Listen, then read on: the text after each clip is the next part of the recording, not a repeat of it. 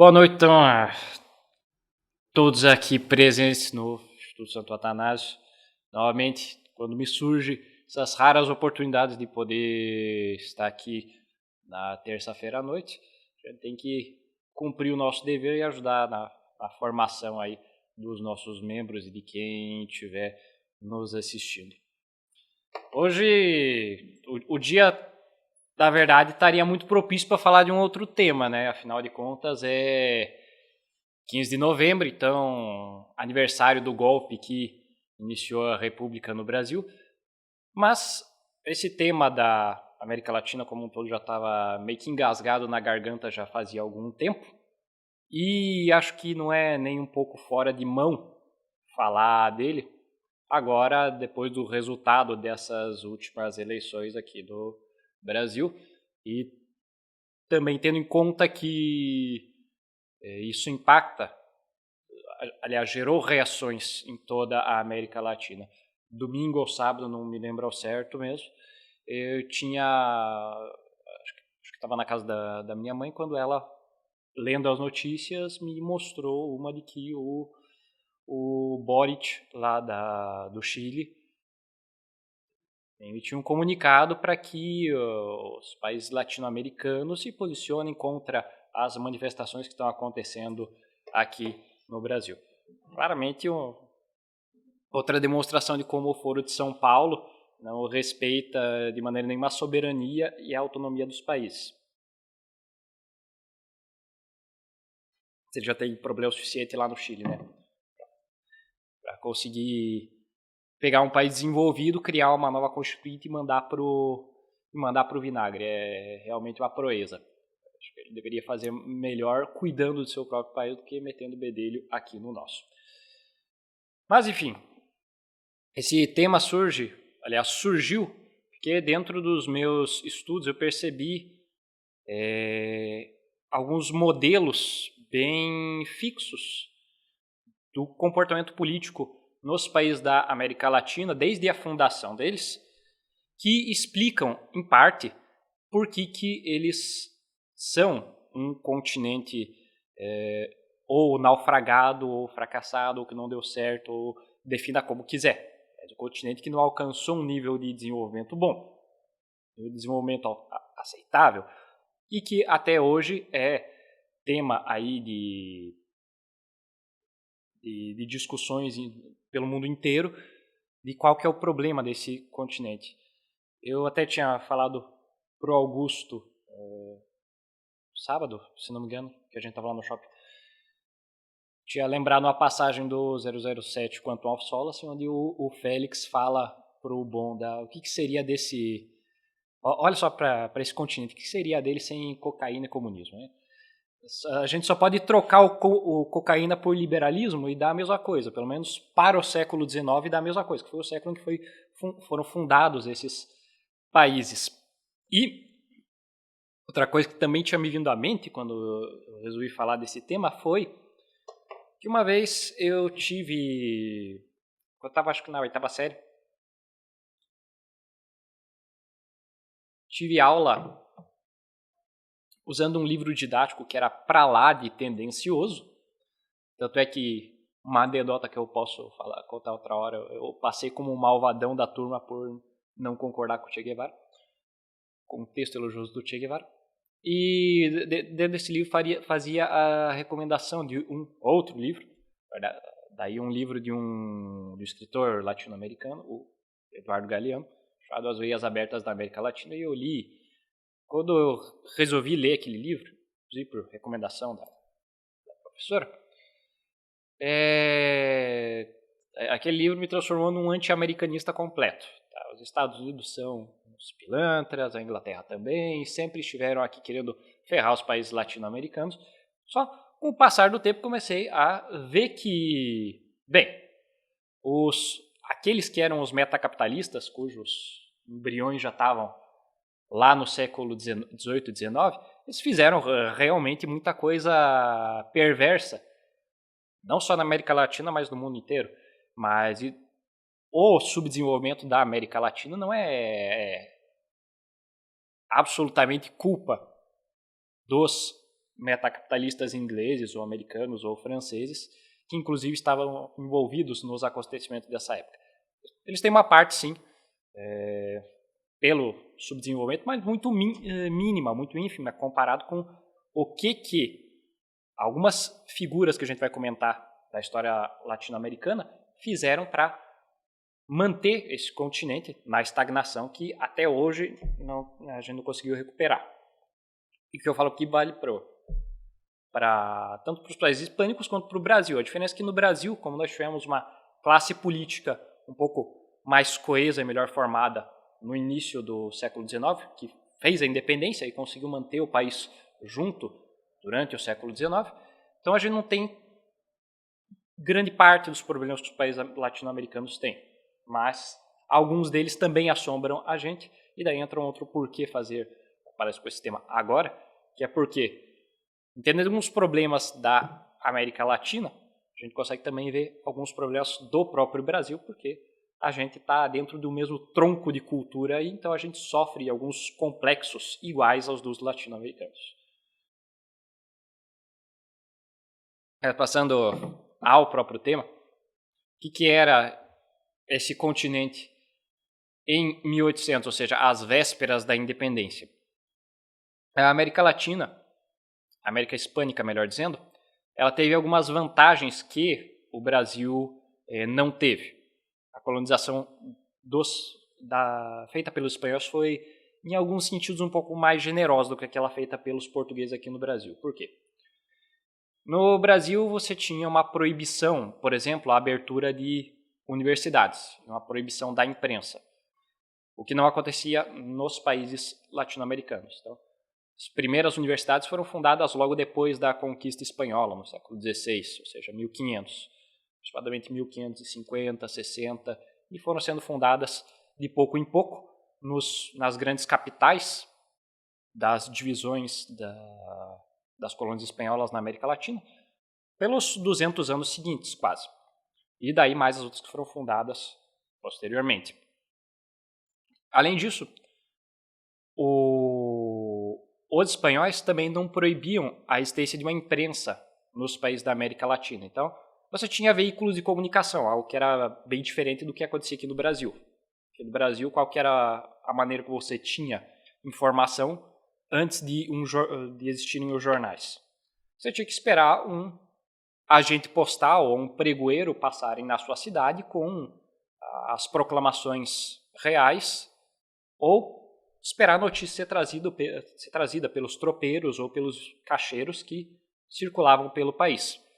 Agora, nos países da América Espanhola, desde o século XVII você já tinha jornais que eram publicados e faziam com que as informações mais importantes que vinham da Europa e dos outros cantos do mundo circulassem. Então você tinha uma sociedade que estava melhor informada, que tinha meios de vida um pouco mais sofisticados do que aquela que a gente tinha no Brasil. Isso não desmerecendo a colonização lusitana, óbvio. Teve inúmeros benefícios para o Brasil. Mas, só ressaltando, o fato de que a América Espanhola tinha um nível de desenvolvimento até bem grande para colônias naquela época, essas vésperas da independência. Tirando o fato que eu também ressaltei, acho que na palestra passada até, de que ali pelo fim do século XVIII teve um rei na Espanha, o Carlos III, que foi um dos déspotas esclarecidos, ou seja, um dos monarcas que fizeram reformas nos seus países baseados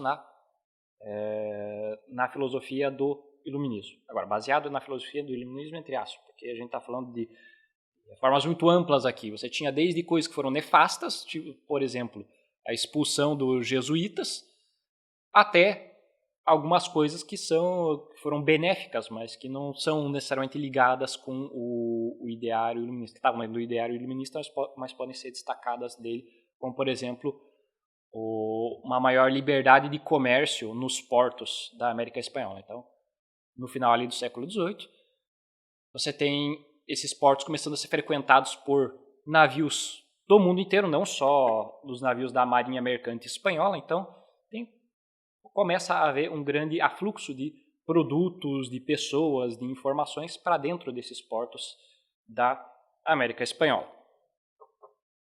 E a fonte de riqueza, não só para o Império Espanhol, mas para uma boa parte até dos próprios financistas da Europa daquela época, vinha da América Latina. Antes da Inglaterra ser chamada no século XIX de um império onde o sol nunca se põe, era a Espanha que tinha sido chamada dessa forma até aquele século XVIII, porque com o conjunto de colônias que a Espanha tinha ao redor do mundo, o Império Espanhol se tornou um dos mais poderosos, e isso eu digo não só militarmente, mas também financeiramente.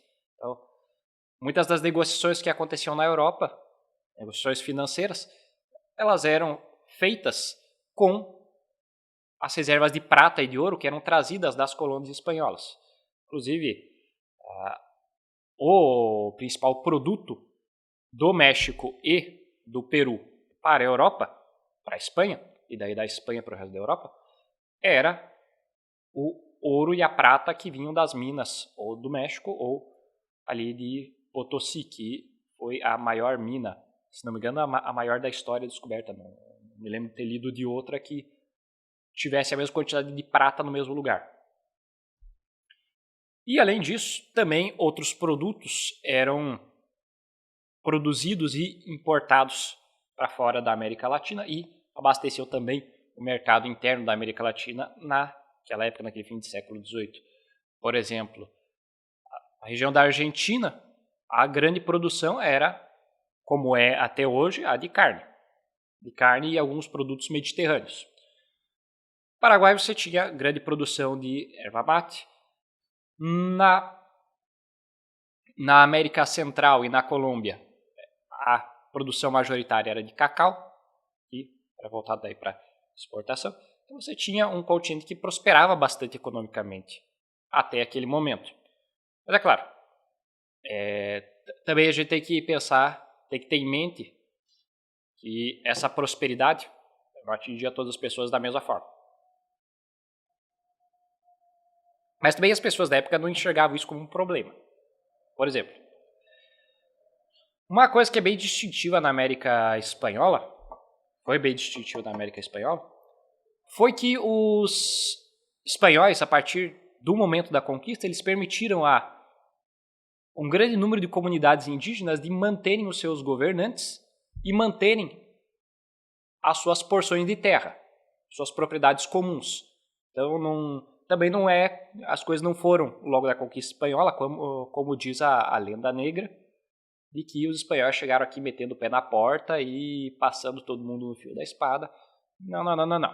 Então, muitas das comunidades indígenas até o século XVIII ainda viviam no seu modo de vida tradicional e tinham reconhecimento e proteção do governo espanhol para continuar vivendo dessa maneira. Claro, aconteceram várias revoltas durante a época colonial por diferentes motivos.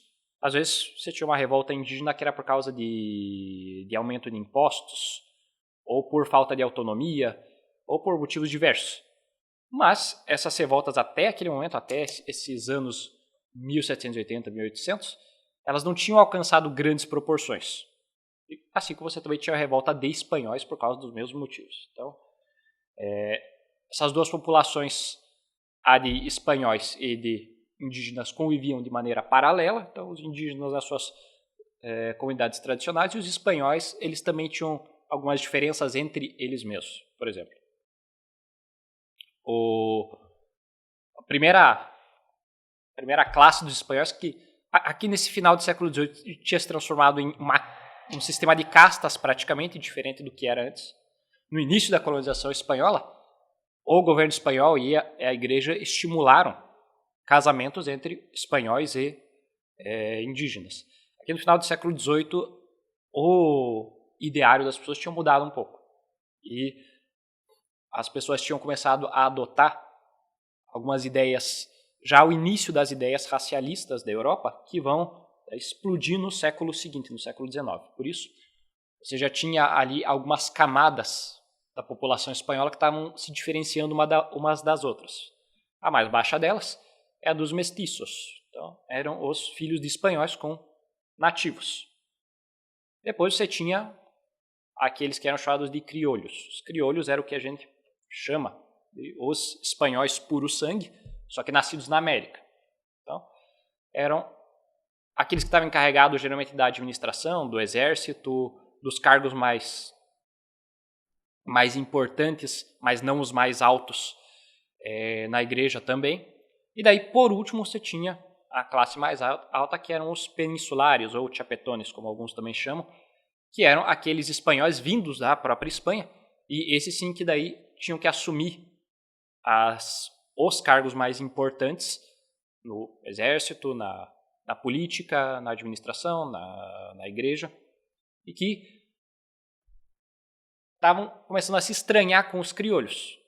Evidentemente, quando você está várias gerações vivendo num lugar e é mandado para assumir o governo daquele lugar um sujeito que vem de uma metrópole da qual sua família nem se lembra, evidentemente você não vai gostar muito da situação. E era isso que estava acontecendo naquele momento, naquele final do século XVIII.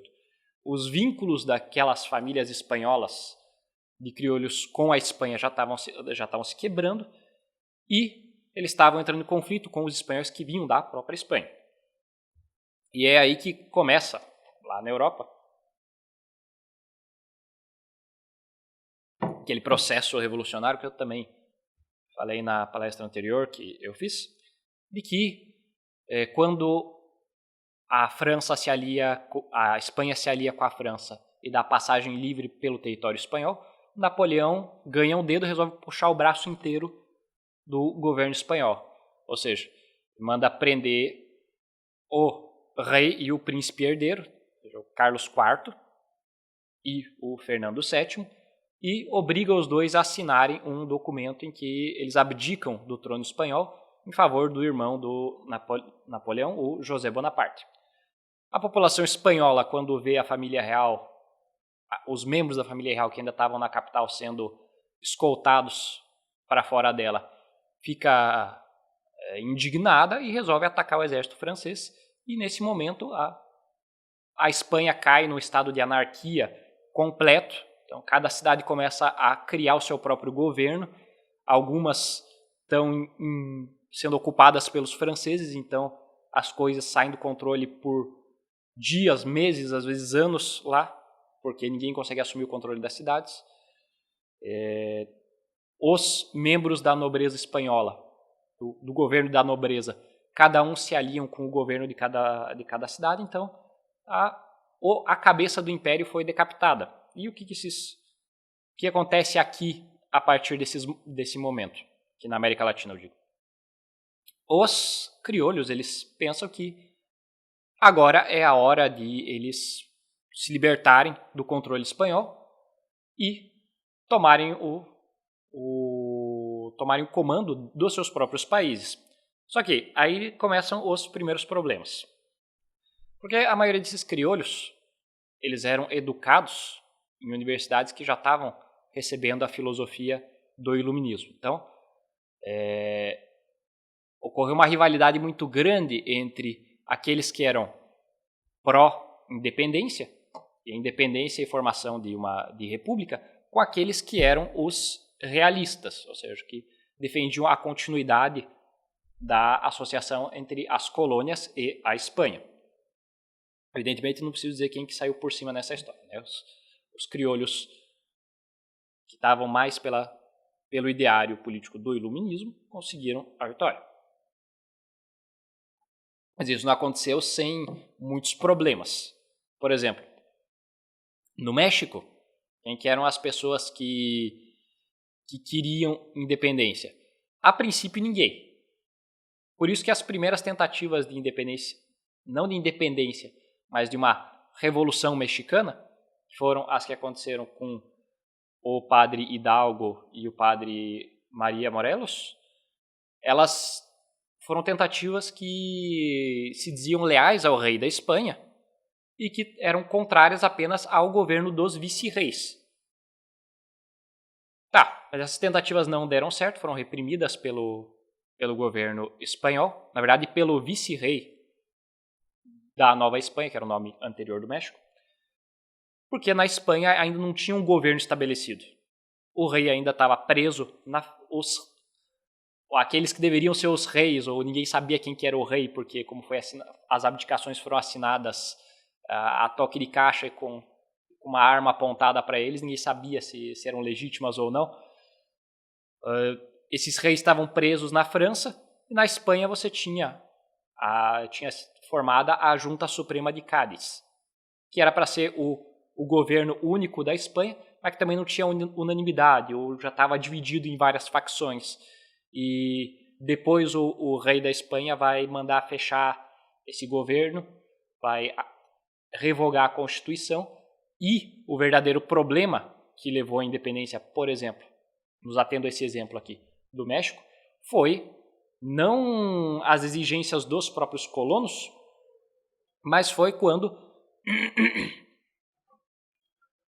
o rei da Espanha, quando ele sofre um golpe anos mais tarde, em 1820, e daí os liberais reintroduzem a Constituição Liberal para a Espanha, os criolhos ali do México, eles veem que esse é um risco deles perderem o papel de preponderância que eles têm naquela sociedade, um papel de comando, e resolvem então fazer uma aliança. Então, a aliança improvável que acontece é entre aqueles que eram os realistas antes, que agora estavam querendo manter os seus privilégios, com aqueles que eram os guerrilheiros, que eram apoiadores do rei, mas que eram contra a elite, para formar um exército que daí expulsou os espanhóis, aqueles espanhóis leais ao governo liberal, do México. Em cada país foi um processo diferente, mas, no geral, sempre esses processos foram chefiados por esses criolhos. Por exemplo, na Argentina a coisa foi bem mais prática do que no México. Os argentinos estavam interessados muito nas vantagens de comércio que um governo mais liberal podia dar para eles. Então, quando o Fernando VII reassume o trono, revoga a Constituição e existe o risco de serem impostas medidas econômicas do tipo do antigo regime, ou seja, medidas mercantilistas e colonialistas que poderiam restabelecer um comércio único dos portos argentinos só com a Espanha. Daí, os argentinos resolvem acabar de vez com os vínculos com a Espanha e tomar o país para si. E, como eu falei, cada caso é um caso, só citando os dois aqui.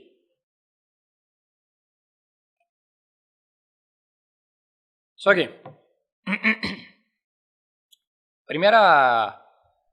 primeiro malefício que já vem disso é que o processo de libertação ele é, como eu falei, extremamente traumático, porque não são todas as pessoas que concordam com a secessão da Espanha. Então, em algumas regiões você vai ter guerrilhas ou guerras civis muito fortes em favor da continuidade do domínio espanhol. O centro desses confrontos foi o Peru, por exemplo. O Peru foi o país que tinha o maior número de realistas, tanto é que o José de San Martín, que foi o libertador da Argentina e do Chile também, ele invade o Peru porque, para ele, na visão estratégica dele, não tinha como você manter a Argentina e o Chile independentes se você não invadisse também o Peru e não desbaratasse dali as forças realistas. Então, primeiro problema que gera o processo da independência.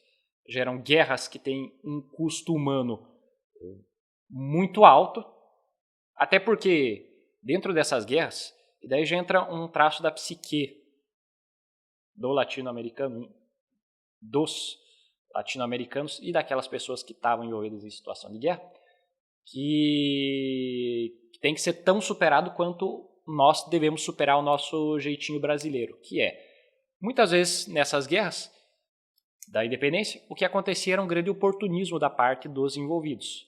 Então, pessoas que achavam que iam fazer lucros fáceis entrando para os exércitos de independência entravam e se aproveitavam da situação para fazer saques ou exigir que as pessoas pagassem tributos ou resgates monetários. Do lado dos espanhóis também. A tentativa de pacificação do país nem sempre, quase nunca era bem feita, porque também eram acompanhadas, por exemplo, a retomada de uma cidade que tinha sido conquistada pelos revolucionários ou que tinha subido em revolução, ela era geralmente marcada por atos de vingança e por violências contra a população civil. Então, essas guerras também foram grandes oportunidades para atos criminosos que aconteceram ali. Então você tem já o primeiro custo dessas guerras, o custo humano. E com esse custo humano também um custo econômico, porque você destrói plantações, você destrói cidades, destrói manufaturas, e nas cidades que foram mais castigadas por batalhas, a perda de população e de economias foi absurda. Você tem a tua indústria paralisada. Como eu falei, a grande fonte de renda para a América antes eram as minas. Mas com a situação de guerra, as minas todas foram paralisadas. As plantações com as estradas sendo a hora inteira cruzadas por exércitos e com os portos mudando de mãos e grupos guerrilheiros zanzando pela região rural, você não tem como manter o teu comércio regular. Você vai mandar uma carroça pela estrada para ela ser assaltada por um grupo de guerrilheiros, para ela desabastecer num porto que está sob cerco de um exército. Então, essas guerras também foram extremamente nocivas a partir desse ponto de vista, e do outro ponto de vista que foi, para você fazer guerras grandes como foram as da independência da América Latina, que muitas vezes a gente pode considerar como uma guerra só, porque foi um exército do Bolívar e outro do San Martín cruzando o continente inteiro e se envolvendo na libertação de um país atrás do outro. Você precisa de uma quantidade de dinheiro absurda, não só para você manter o seu país funcionando, nesse quadro de anarquia que muitas vezes era, mas para você abastecer o teu próprio exército. E aí entra, pela primeira vez, o papel dos financistas europeus e americanos dentro das guerras de independência, que foi fornecer empréstimos para esses generais, com os quais eles comprariam armas, navios, equipariam os seus homens, contratariam mercenários e daí poderiam fazer as suas campanhas. Só que o problema desse negócio é que você tem que devolver o empréstimo, evidentemente. E quando que esses empréstimos vão ser devolvidos? Nunca.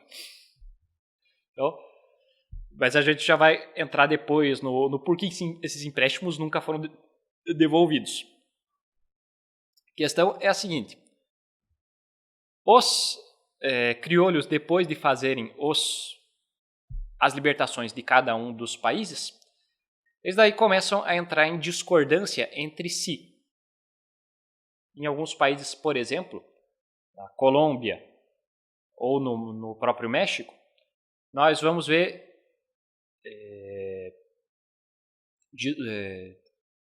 violências políticas muito grandes, mas não é durante 1 ano, 2, é durante quase 100 anos. Por quê? Porque você tinha diferentes correntes ideológicas que agora estavam lutando para definir qual que era o tipo de governo e de projeto que o país deveria adotar.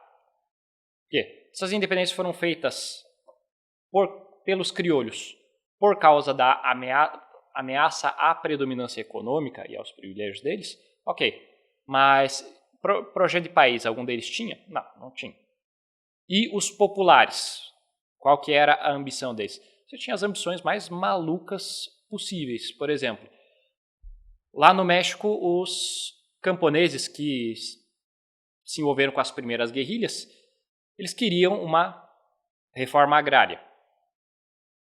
Lá no Peru e na Bolívia, os camponeses que se envolviam com as guerrilhas, alguns deles queriam a restauração do Império Inca. Então, você vê como o povo, naquela época, e hoje também, vamos falar deixa eu recapitular aqui a citação do 007 que eu fiz.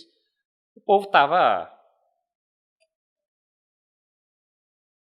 com expectativas completamente ilusórias da política e até hoje está com expectativas ilusórias da política. Tem expectativas ilusórias da política. Por isso que ideologias, como nessa época era o liberalismo, mais tarde virou o comunismo, elas prosperam em países como a América Latina. Tá, mas retornando aqui. As brigas, geralmente, nesse período, as lutas, elas eram entre os liberais, que propunham, no mais das vezes, sistemas de governo federalistas. Então, é um projeto parecido com o dos Estados Unidos. Em cada província tem que ter uma grande autonomia legislativa, financeira. E, além disso, grande diferença também dos liberais para os conservadores, é que os liberais, em alguns casos, queriam, por influência da filosofia do iluminismo, tirar, no mínimo, a igreja dos negócios públicos, em casos mais radicais, banir os católicos, que eram a maior parte, a maioria absoluta da população, da participação política e dos direitos civis. Então, as guerras que acontecem, por exemplo, no México, durante grande parte desse século XIX, foram guerras entre conservadores e liberais. Os primeiros governos mexicanos já começaram fazendo confisco de propriedades da igreja, dissolução de ordens monásticas, e os partidários do conservadorismo reagiam pegando em armas, fazendo quarteladas, e quando os conservadores estavam no poder, os liberais faziam a mesma coisa. Também adoravam fazer quarteladas em cidades no interior e dividir o país assim entre os senhores da guerra. Metade deles liberais, metade deles conservadores, e eles de vez em vez se matando. Outro caso que foi extremo disso, acho que talvez o mais violento dentro da América Latina, foi o da Colômbia. A Colômbia, ela originalmente declarou a independência com o nome de Gran Colômbia, porque a ideia original do Simón Bolívar, que fez isso, era juntar Equador, Colômbia e Venezuela. Não deu certo. E o antigo aliado do Bolívar, o general Santander, que se tornou líder dos liberais, levou a Gran Colômbia a uma guerra civil. Essa guerra civil destruiu o país, separou então Colômbia, Venezuela e Equador. E na parte colombiana, quem assumiu o poder por grande parte do século XIX foram os liberais. E desde o início eles começaram com o confisco de propriedades da igreja, com a dissolução das ordens monásticas, com a expulsão dos jesuítas, principalmente os jesuítas. Por quê? Até o século XVIII, quem que era o carro de guerra da igreja contra as filosofias do iluminismo, da reforma, e quem que estava fazendo a evangelização da América? Eram os jesuítas.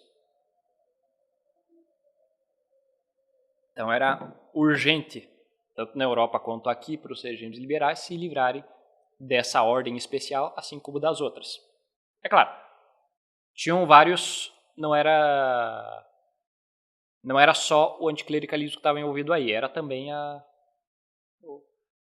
o desejo, a necessidade por uma bufunfa. Então você tinha pessoas que estavam envolvidas nesses governos liberais que queriam realmente a erradicação do catolicismo, e você tem várias conexões que são muito bem estudadas entre as sociedades revolucionárias secretas da Europa com essas da América Latina e a proliferação delas aqui na América Latina.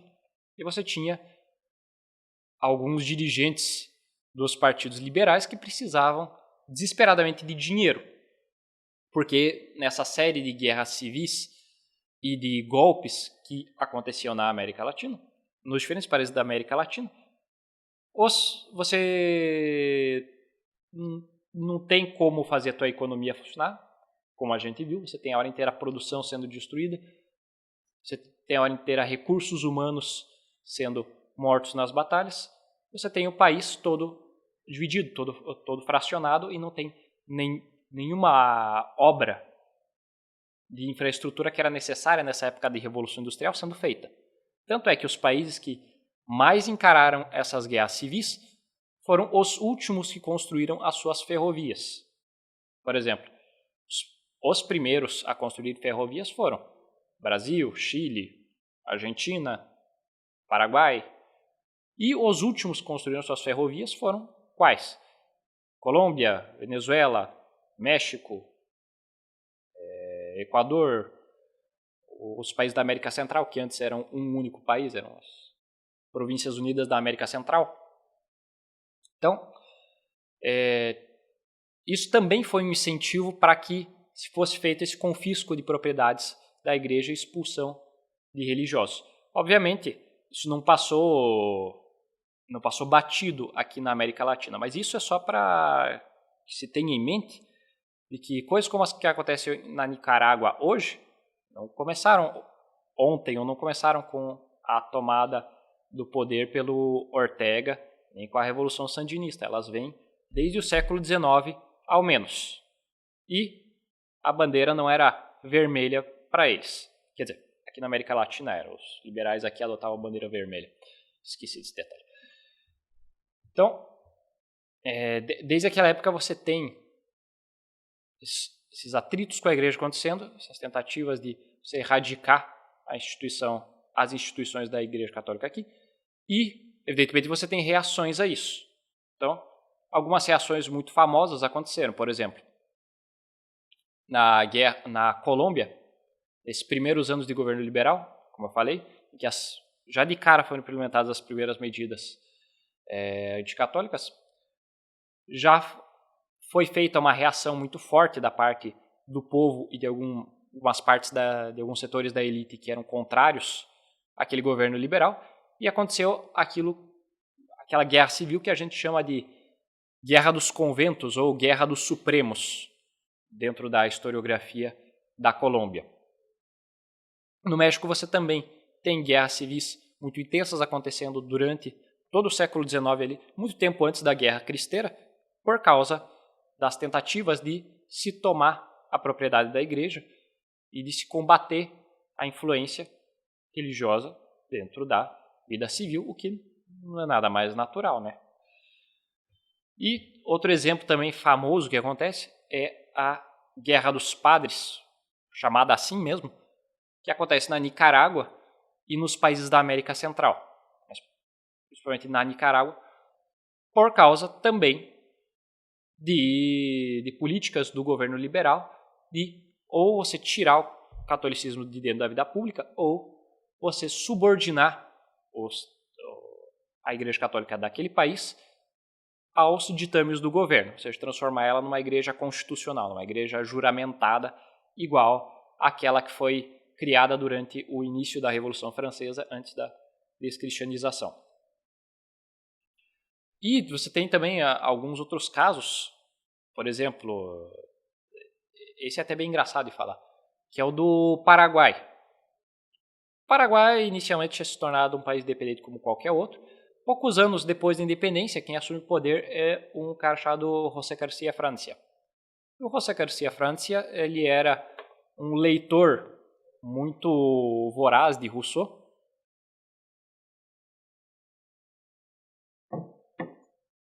Então ele resolve... Por favor, obrigado. Então ele resolve fazer algumas reformas no Paraguai de acordo com as utopias do iluminismo. Por exemplo, quais? Ele resolve fechar o Paraguai para o comércio externo com os outros países. Então, primeira coisa que isso tem de impacto é que daí isso é benéfico até para nós aqui no Brasil e exatamente no Paraná, aqui no sul, que é, sem o maior fornecedor, de erva mate para a Argentina e para o Chile, é aí que começa a crescer o comércio de erva mate aqui que vinha do Paraná. E daí a nossa emancipação, a nossa separação de São Paulo está um pouco ligada a essa rentabilidade econômica que o Paraná começa a dar e que faz com que o governo imperial, além de outros motivos, é claro, olhe com um pouco mais de simpatia para o nosso estado. Então, primeiro o França fecha o Paraguai para o comércio e depois ele faz uma redistribuição completa das terras do Paraguai entre os nativos e, em seguida, ele toma algumas outras medidas, como, por exemplo, proibir o casamento entre europeus ou entre indígenas. Então, o casamento tem que ser todo de europeus com indígenas, não mais manter as pessoas dentro das suas linhagens tradicionais, para se criar uma raça única, um país único. Então, os primeiros experimentos desse nacionalismo é feito no Paraguai.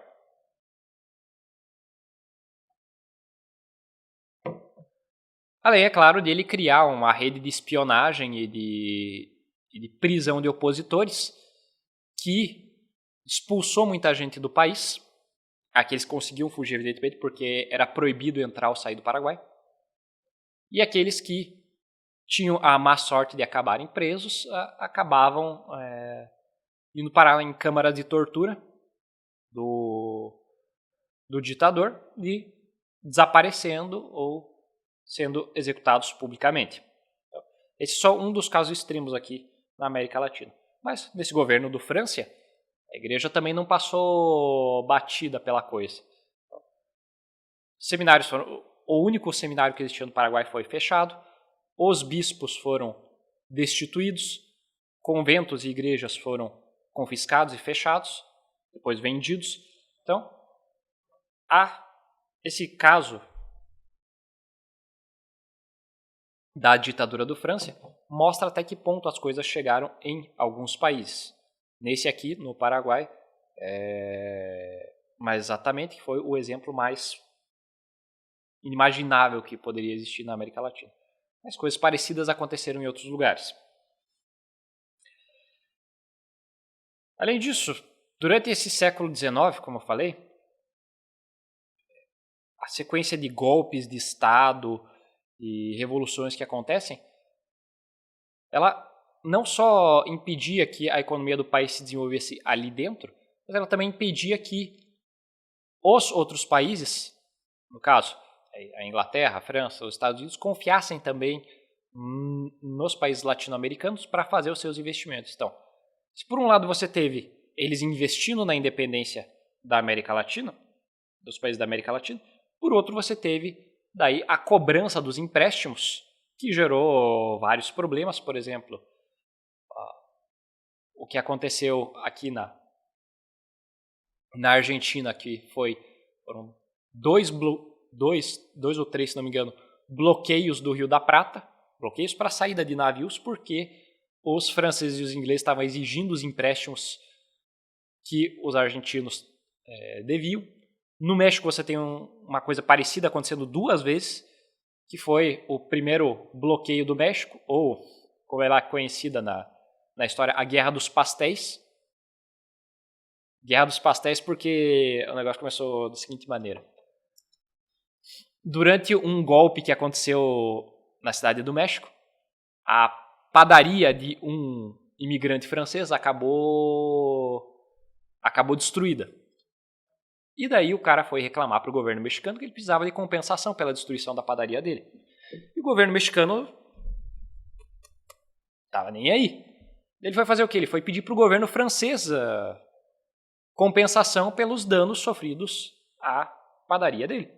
Aí o governo francês, ouvindo as reclamações dele e de vários nacionais franceses que viviam no México, resolveu então enviar o exército para bloquear a saída que o México tinha para o mar e exigir o pagamento das reparações por causa dos danos às propriedades dos franceses que viviam no México.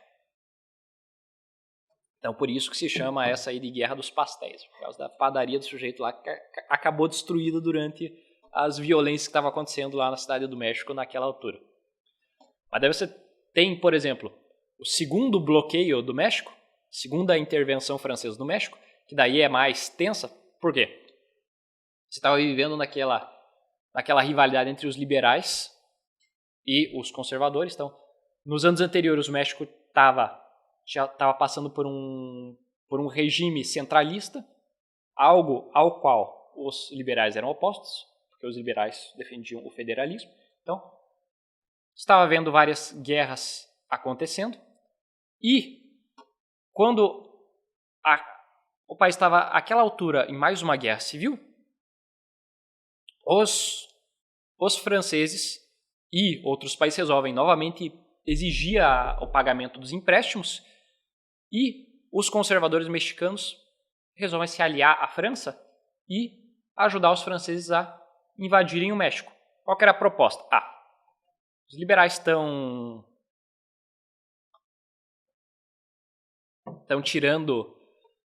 fazendo confisco de propriedades da igreja, estão querendo instaurar um regime federalista no México, dividir o país em republiquetas. Então, quem sabe se os franceses instalarem um novo regime aqui, eles possam nos ajudar a manter o país em ordem. Então, os conservadores mexicanos ajudaram os franceses a se estabelecerem. Os franceses ofereceram para um príncipe austríaco o governo do México. Então, começa aí o segundo Império Mexicano, porque já tinha tido um primeiro Império Mexicano antes, que foi nos 2 primeiros anos de independência, daí ele foi derrubado. Daí, nesse segundo Império Mexicano, esse príncipe austríaco assume como governante do México, e ele tinha a função de manter o regime tal como os conservadores defendiam. Só que passaram anos e anos e anos e os liberais não baixaram armas. E daí, quando os franceses viram que não tinha como conter a situação, eles abandonaram o país, deixaram os conservadores por si mesmos. Resultado da brincadeira: os conservadores foram derrotados, os liberais executaram o imperador do México de então, Maximiliano, e você vê, nos anos seguintes, novas medidas antirreligiosas sendo tomadas aí pelo Benito Juárez, que foi o presidente que assumiu o México em seguida. Daí depois você vai ver a instauração de uma nova ditadura com Porfírio Dias.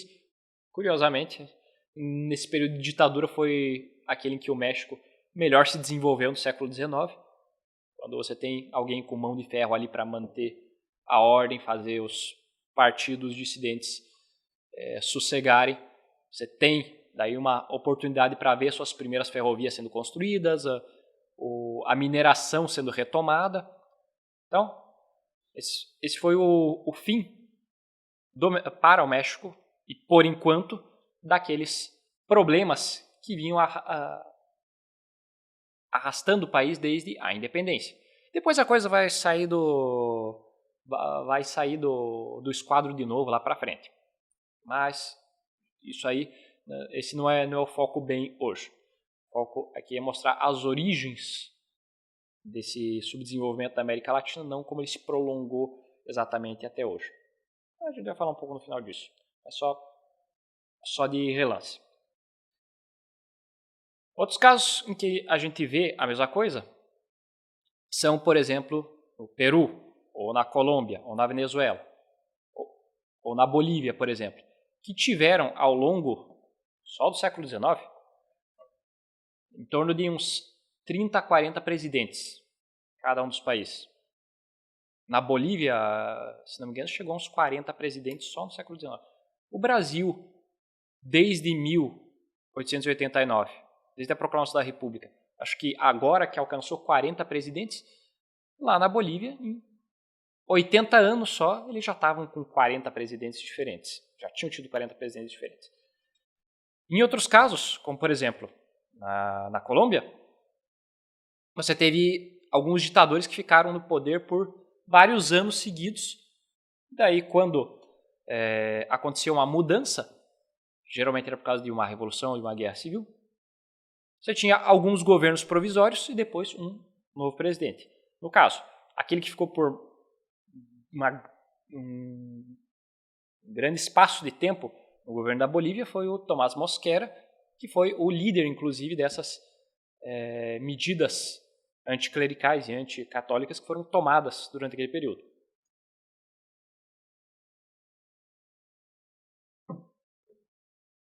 Só que, assim como no caso do México, todos esses países tiveram alguma estabilização no final do século.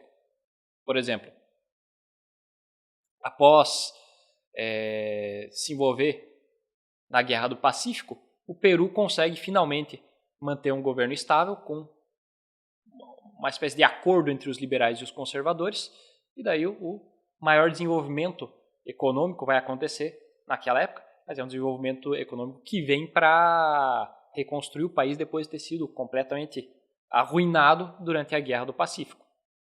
A Bolívia também seguiu um caso parecido.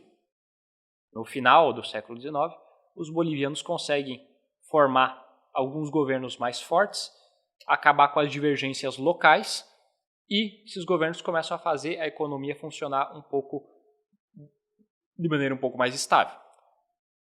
As exceções a isso são a Argentina e o Chile. Por quê? Os chilenos eles sempre precisaram confiar no comércio de um artigo que na Europa, até 1916, por exemplo, era difícil de você encontrar.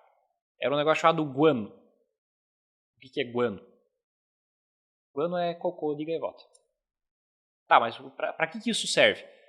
Antes de você ter indústrias químicas pesadas, você precisava de alguma maneira de alguma matéria-prima para fazer fertilizantes e explosivos.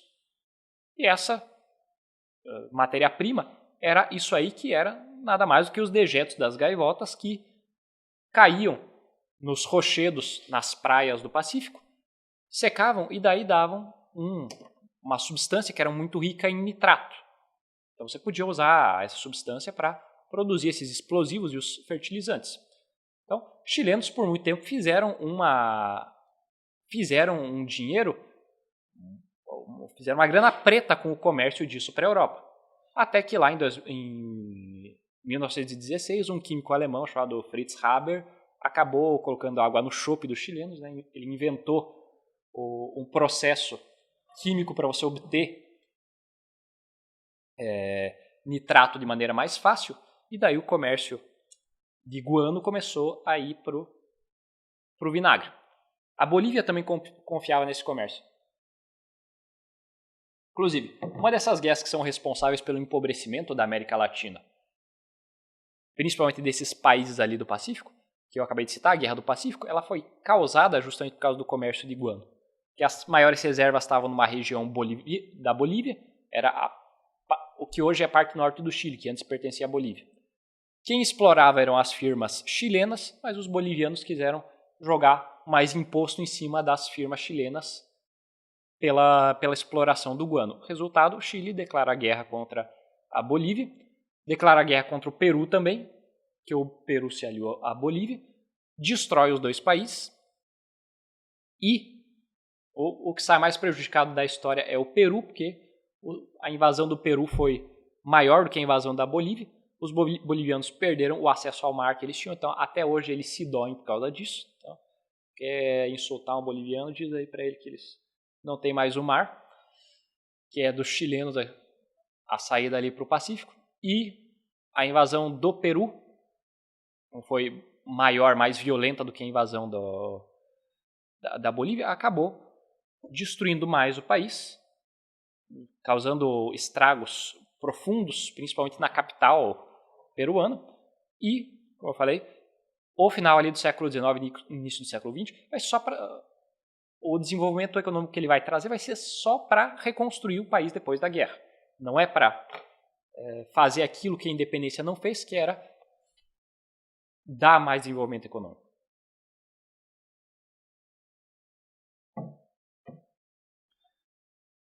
E daí, quando você chega no final do século XIX e início do século XX, você vê, por exemplo, na Argentina, que o comércio de carne deles e a industrialização que a Argentina estava passando fizeram com que os argentinos conseguissem uma quantidade tão absurda de dinheiro da Europa e dos Estados Unidos que na França, por exemplo, naquela época tinha uma expressão ali nos anos 1900 e 1910 que dizia rico como um argentino, rico como um argentino, porque os argentinos eram vistos como o país mais desenvolvido da América do Sul, de longe o mais desenvolvido da América do Sul.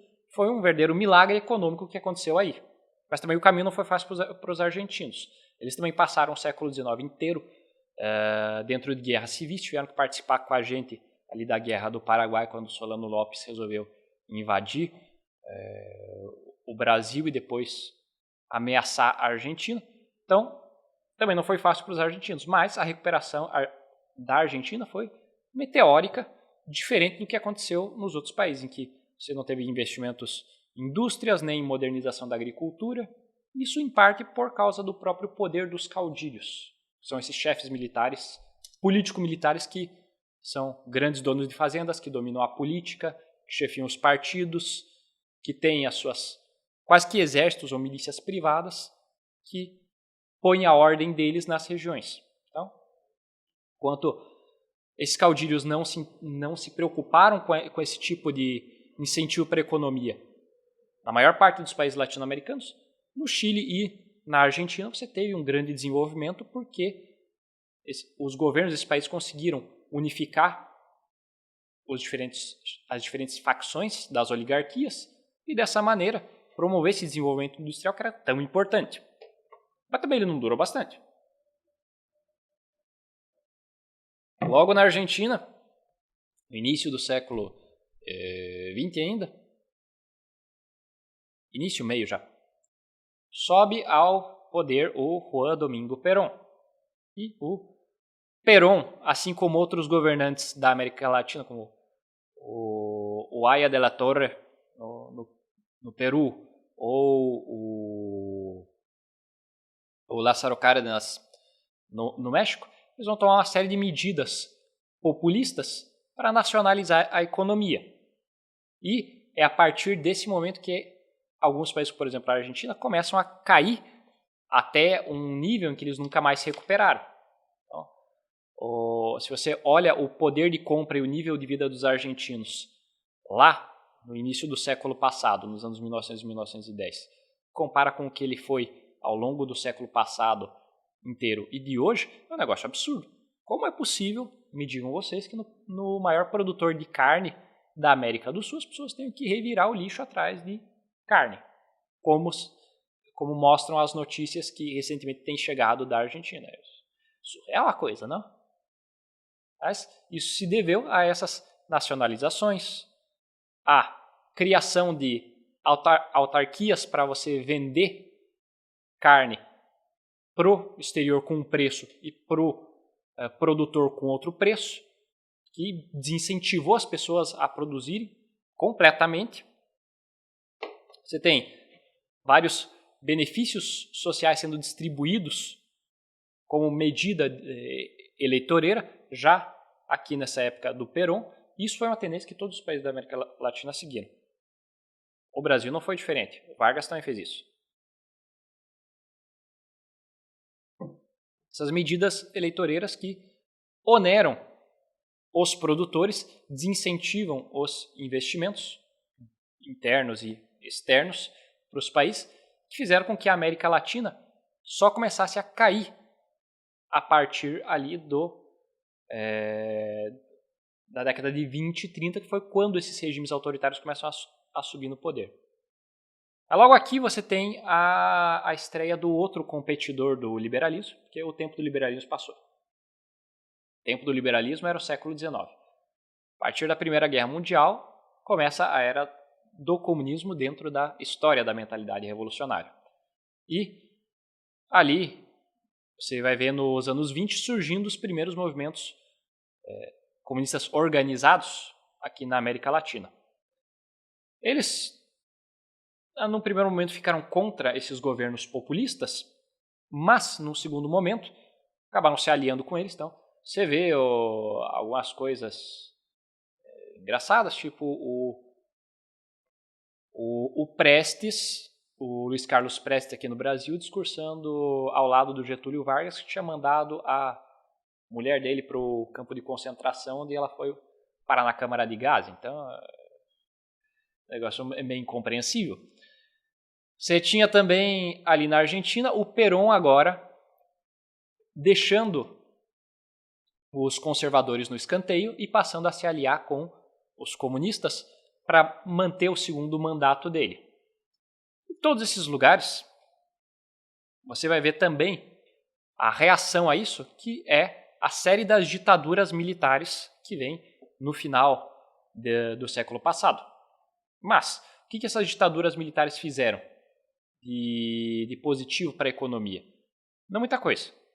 No mais das vezes elas estabilizaram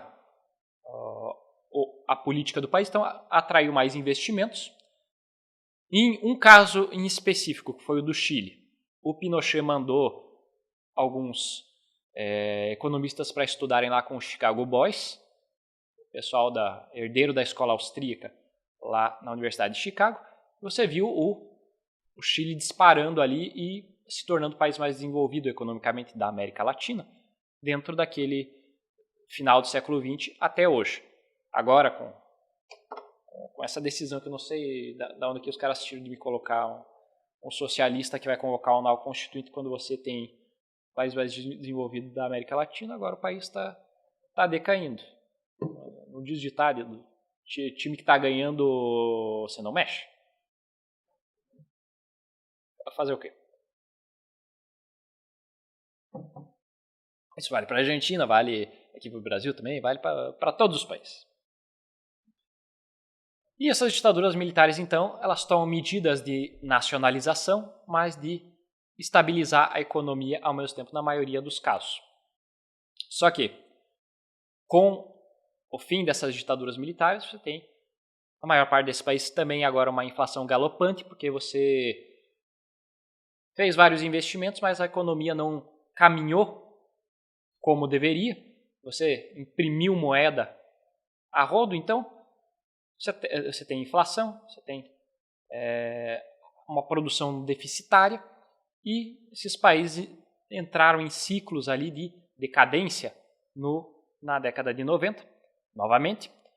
E essa foi a deixa para que os partidos associados ao Foro de São Paulo e ao Movimento Comunista Internacional começassem os seus projetos de poder, que agora estão bem evoluídos aí na América Latina como um todo.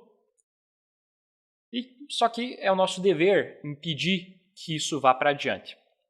Agora, nós chegamos ao final aqui, nos dias de hoje, observando que nós vivemos num regime, acho que numa federação oculta, federação nas sombras de regimes que, em maior ou menor grau, aliás, categoricamente são narcoterroristas, porque todos estão congregados ali no Foro de São Paulo, além dos grupos concorrentes a eles, como aqueles que mantêm guerrilhas no interior do Paraguai, ali no interior do México também em Chiapas. E nós temos que nos perguntar, tá, depois de tudo isso, dá para dizer que a América Latina é subdesenvolvida porque ela é coitadinha, vítima dos europeus malvadões? Não. Quem construiu as ferrovias da América Latina, porque você não tinha bancos aqui que bancassem a coisa, nem tecnologia para isso aqui, foram os investidores ingleses. Por exemplo,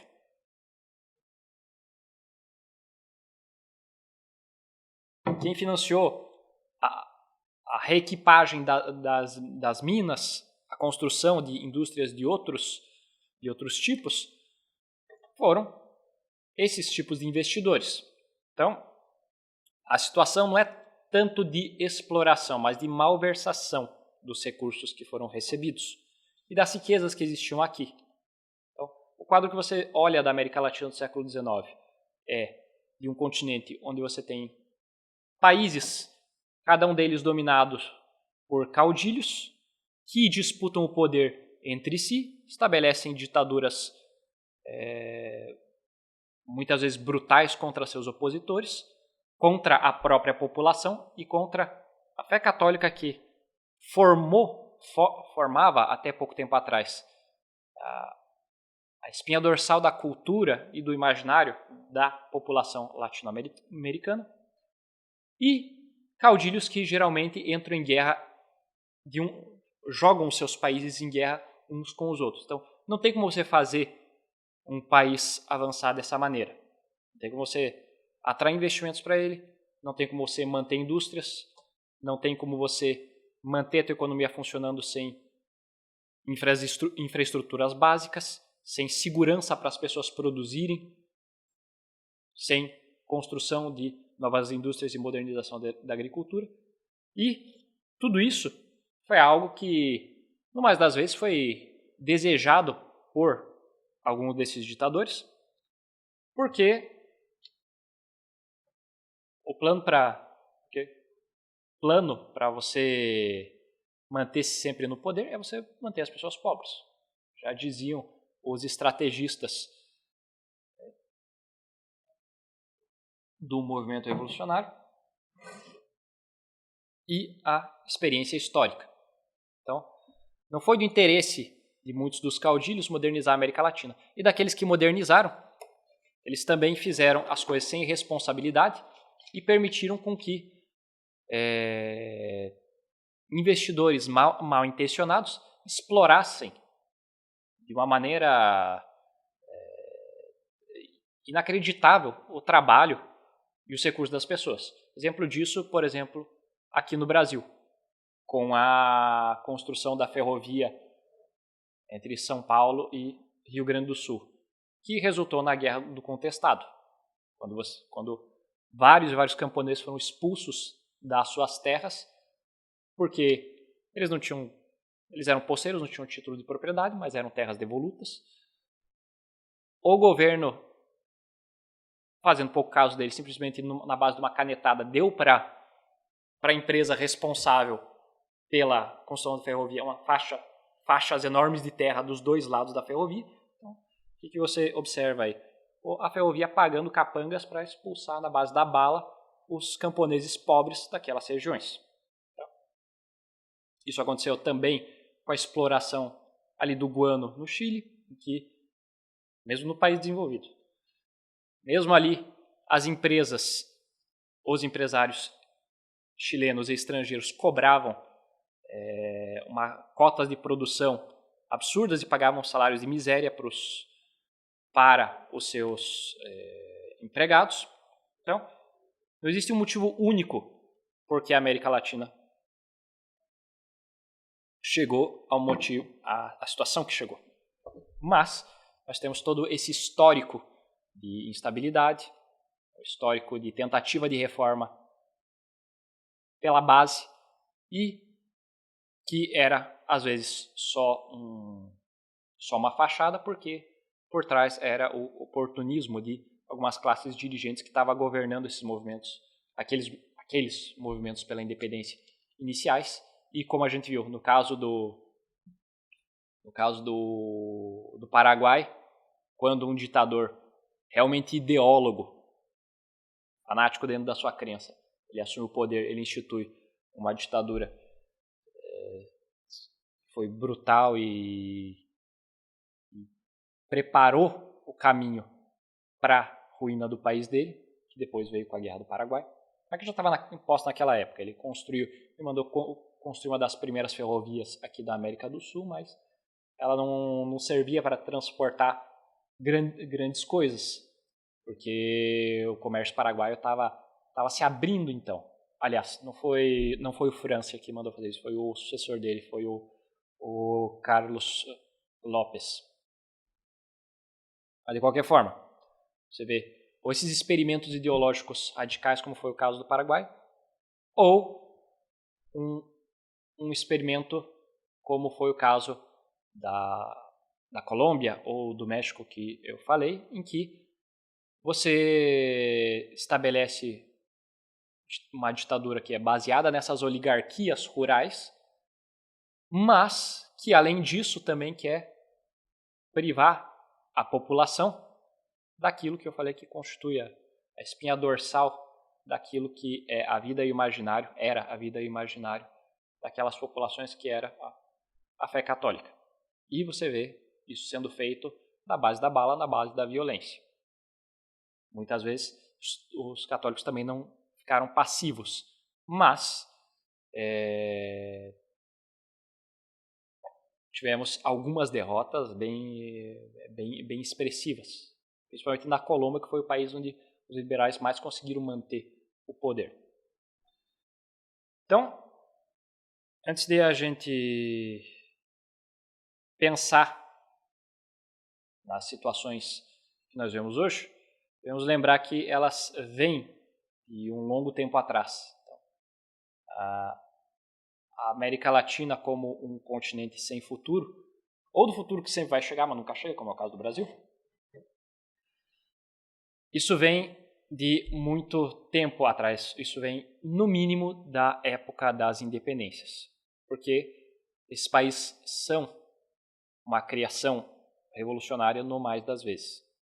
Tinham pessoas bem intencionadas envolvidas na independência? Obviamente. Um camponês ou outro que deu a sua vida pela libertação do seu país, que era mestiço e por isso não tinha condições de ter um melhor nível de vida, porque não conseguia outros postos na sociedade, esse aí, com certeza, era um sujeito bem intencionado, ou aqueles que morreram defendendo a legalidade, defendendo o governo da Espanha. Porém, no mais das vezes, a gente viu que as oligarquias, as elites que comandaram esse processo, elas tinham outros planos divergentes, às vezes egoístas, às vezes totalitários, ou o que a gente chamaria depois de totalitário. E por isso a América Latina nasceu errado. Esse foi o grande problema que fez com que esse personalismo, que é tão próprio dos povos latinos, que estava já mostrado nessa relação dos camponeses com o caudilho, ou aqui no Brasil, para a gente falar de um termo mais familiar, do camponês com o coronel, como essas relações já estavam ali postas. Isso tudo era germe que precisava para germinar de que o poder regulador da Espanha estivesse fora daqui. E isso começou nesse processo de independência. Então, o poder passou à mão dos criolhos e então as coisas começaram a degringolar. Mas eu agradeço aqui a presença de vocês.